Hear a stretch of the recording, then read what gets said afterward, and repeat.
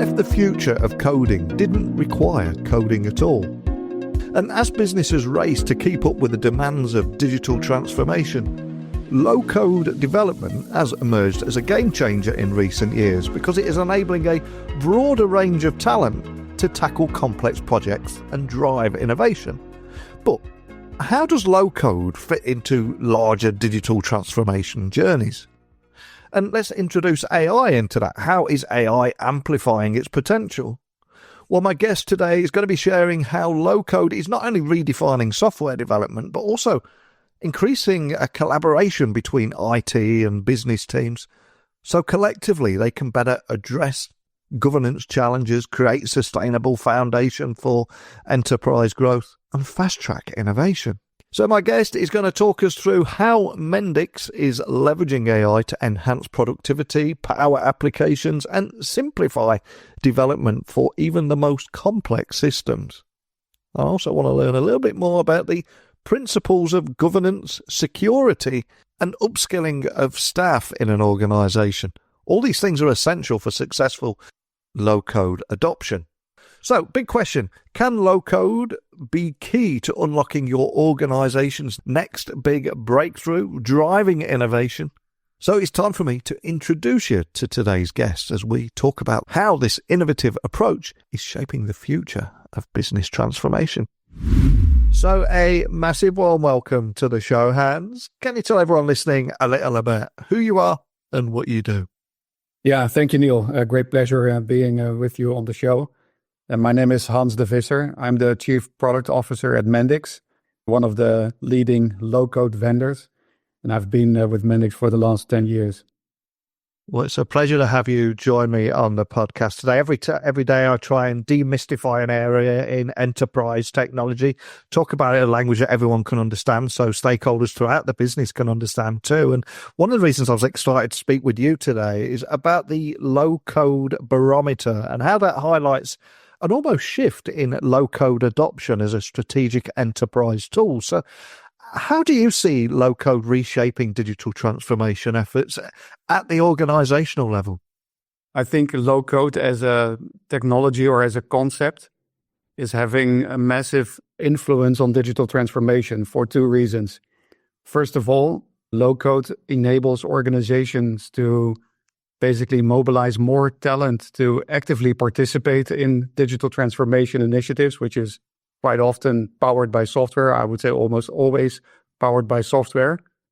And the second aspect is that low-code as a type of platform has progressed so much in the last years that it has kind of gone beyond the typical departmental level applications and can literally address enterprise-wide needs for digital initiatives that are spanning multiple systems, fairly complex projects as well, leveraging all sorts of technologies that are brought together in a very elegant way in a low-code platform. And that's basically fueling the adoption of low-code across the enterprise. And before you came on the podcast today, I was looking through the low-code barometer report, and one of the big stats that stood out to me was 73% of respondents identified low-code as the only viable coding option for the future. So what is it that you think makes low-code uniquely suited to address the complexities of the modern enterprise challenges that we see out there, especially in this age of AI that we find ourselves? Yeah, that's amazing, right? So the proliferation of low code and also the ever accelerating adoption. I think it comes down to two principles that we apply in our platform, and so does I would say other vendors in this space, and that's abstraction and automation. Low code basically abstracts pretty complex technology for using by less technical people. So people that are not necessarily coming with a coding background like Java or .NET. So opens up the possibility to develop applications by a wider audience. And the other principle is automation, which means that every opportunity that we see to automate steps in the software development lifecycle, we take on and actually make it happen. So there is a lot of productivity that we bring out of the box, but also the idea that multiple stakeholders can effectively contribute to software projects that are addressing the digital needs. And because of that, you see the concept of, for example, fusion teams popping up, like multidisciplinary teams with people from the corporate IT side and people from the business and people that are basically in the middle, like business analysts that usually would only do the information analysis, for example, but now all of a sudden can actively participate and sometimes even help develop those applications. And that basically fuels the adoption of low code in a, I would say, pretty broad setting. So not just in IT, but also in business domains where people are getting more and more IT savvy, particularly with the new generation workforce that is entering enterprises and organizations that are digital natives, if you like, and are really keen to change things for the better with tools that are provided by corporate IT under governance. And that's basically something that we see happening across the board in multiple sectors and also globally with our clients that we are serving. And your research also, I think, underscores the importance of combining AI with low code to ultimately drive innovation faster, which is a huge topic right now. So how are you at Mendix enabling organizations to leverage this almost perfect combination effectively? Yeah, again, a great question. So when it comes to AI, actually, sometimes we got a question like, would AI make low-code obsolete? Because you could argue that if you can boost developer productivity for traditional coding frameworks, so to say, why would you still need low-code? But we have basically come to the conclusion, also the conviction that it's almost like a leapfrog approach. Like AI will make coders more productive, but if low-code, which has the kind of promise already of being more productive, like 6 to 10 times faster application development, powered by Gen AI, you actually kind of go beyond what you can ever achieve with just enabling coders with the right set of AI-powered tools.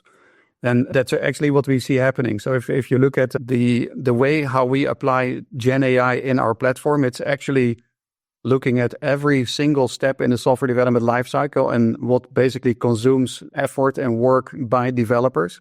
And we're looking like, are there any opportunities to further boost the productivity of the low-code developers to get the applications out there faster? A couple of examples. If you look at how you would generate a domain model or a data model in Mendix, that's a visual editor that we provide for that. And you can drag and drop your entities, define your attributes, define your relationships, and so on, which is great because it's already kind of in an abstracted manner compared to basically keying in database tables as a database administrator. But recently we've introduced a chat function where you can define your idea in natural language and get a suggestion for how the data model would look like. And then you can also start to interact, like I have this idea to add to my existing data model. So you can almost get into a combination of visual development and natural language inputs. And that's so powerful that people that are less technical can basically even more easily and more quickly define the data model. And that's only the beginning. We will apply this to logic, to workflows, to pages, and so on. And the big benefit of low code that it's abstracted in a way that non-technical stakeholders can still understand what's going on. Now, if you would go back to coding, just generating code, you need still the specialist to interpret what's happening behind the scenes, because most of the people are not gifted to really assess what the lines of codes are doing unless you are a trained developer. And certainly if you look at a variety of technologies with different frameworks and so on, you need almost multiple specialists to make sense out of what is generated from a code perspective. And with the abstracted and visual models, we make it accessible for a way larger audience. And that's why we believe that is basically going to fundamentally change even how we do low-code development today. The second aspect is many of our customers are asking, like, how can we infuse Gen AI and AI services in the applications? Because it's great if you can be more productive as a developer, but many of the organizations that we are talking to are actually asking, like, how can we benefit as an organization from digital initiatives that are powered by Gen AI? Think about how you would handle RFPs. That's a pretty tedious process if you are in a business where you need to respond to RFPs. And Gen AI with large language models and vector databases and all the key components of how you apply Gen AI can be a great force to further optimize the way how you would respond to RFPs and get help and suggestions for the best answers and tweak the answers, etc. And that's actually the second track that we are working on. So making sure that it is super easy to infuse those services in Mendix applications in this case, so that you can really benefit from the power of Gen AI in the context of a Mendix application.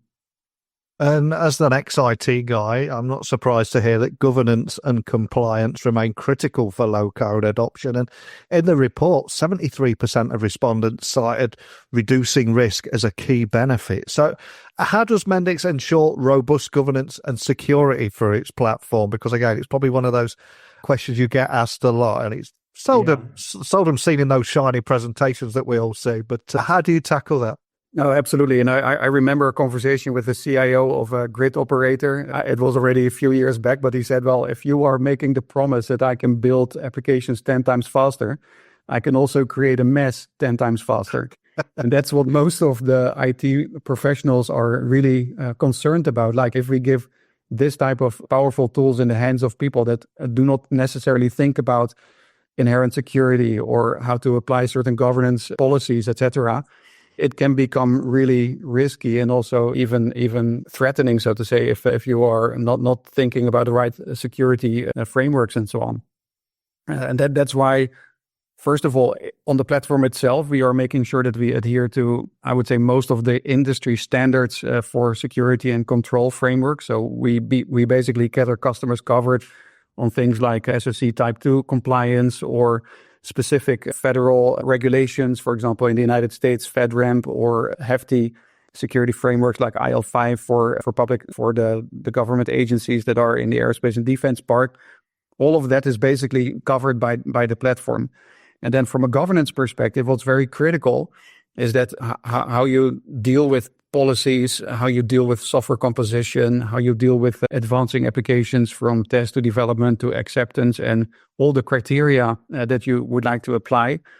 It should be something that you can effectively manage for a whole portfolio of applications. So not just an individual app, because that's, I would say, pretty easy. But think about customers of ours who literally manage dozens and sometimes hundreds of applications on our platform. Then you need to make sure that there's very effective tools to make this happen by the admins. And that's why we are investing, I would say, significant in concepts like a control center. So a central console for administrators to go into where they can basically do all of the configurations and apply that centrally for all of the applications in the platform.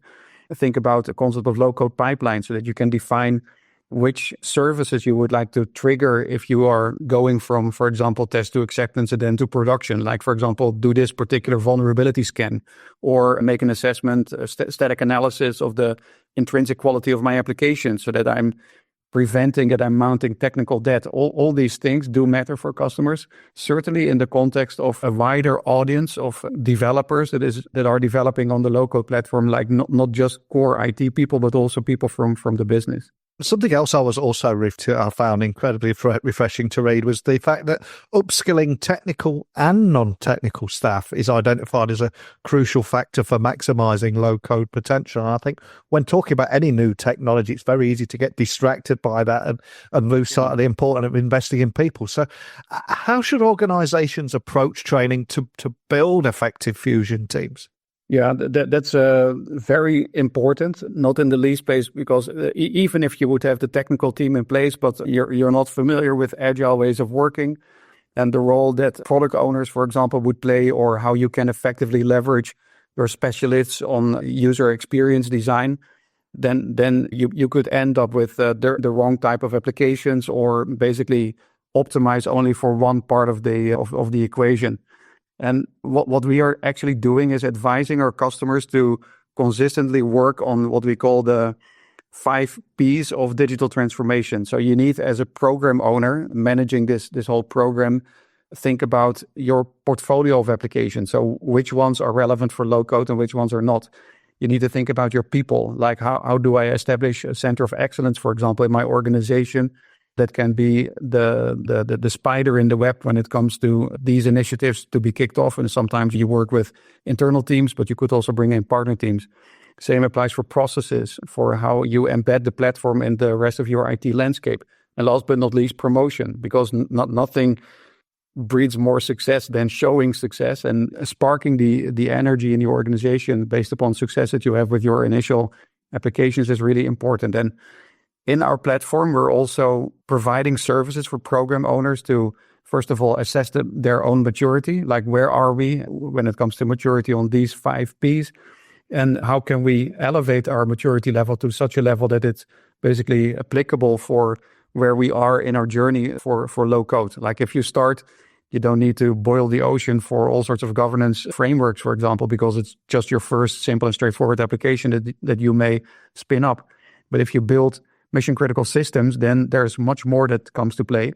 And we are actually providing playbooks for program owners and teams to upskill gradually so that they can embark upon the journey and then basically grow in levels of maturity. And that's well appreciated by certainly the larger enterprise customers that we serve, because also for them, it's a kind of a path-finding approach to see how you can effectively manage and also adopt such a platform. And the report also mentions that non-technical C-suite members like COOs and CEOs are now also driving low-code adoption. So I'm curious, what challenges and opportunities do you see arising from that shift in technological decision-making dynamics? What are you seeing there? Yeah, well, it requires more and more collaboration around digital initiatives between the IT people and the CIO and his or her team, and the people from the business. But that's basically why we are so adamant about these fusion teams, because there you bring the multiple disciplines together. And to your point, we are seeing a lot of adoption, for example, in business domains of low-code concepts.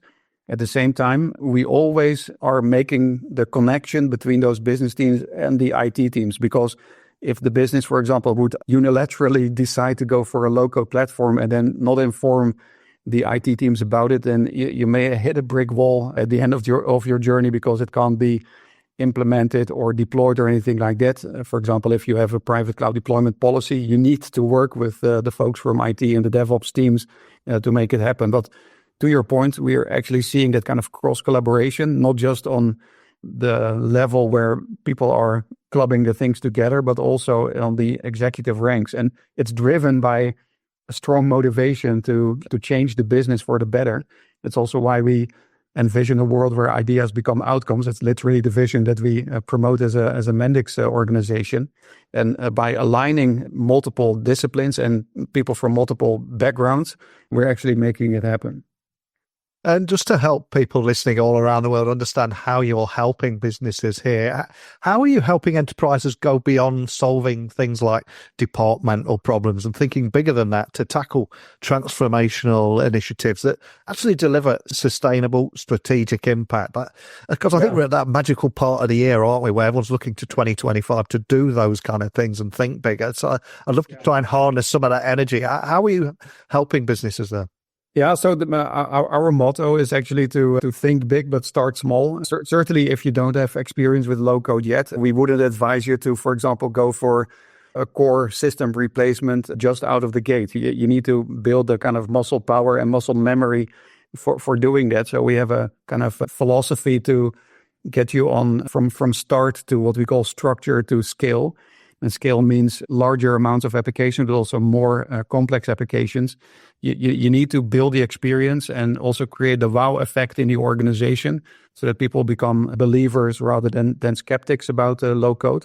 And what we also promote is customers talking to other customers. Like there's programs that we run where people can get inspired by what their peers in their market or their sector would do with low code, but also bringing people from multiple sectors together so that you can be inspired by this particular organization in this vertical is doing this with low code. And maybe I can do a similar thing in my organization. For example, if you look at how we run customer advisory boards, we are actually bringing people from multiple countries and multiple verticals together and ask them to basically put up their kind of wild dreams on the board, and then we start to discuss like how could we materialize this, and others would give advice, and that type of collaboration really sparks ideation and also the energy in the room to take that back to your organization, then say, well, let's go for this particular initiative. But like I said, start small and think big, and then get you on the move towards more larger and more mission critical systems. And I also think this year there's been this realization that the pace of technological change is moving at super speed, but it might never move this slow again. It'll be even faster in 2025. So, absolutely. So if we were to look ahead, what role do you see low-code playing in enabling organizations to better balance that need for rapid innovation with adherence to evolving to regulatory landscapes? Because there seems to be more and more of those appearing too. So any advice there?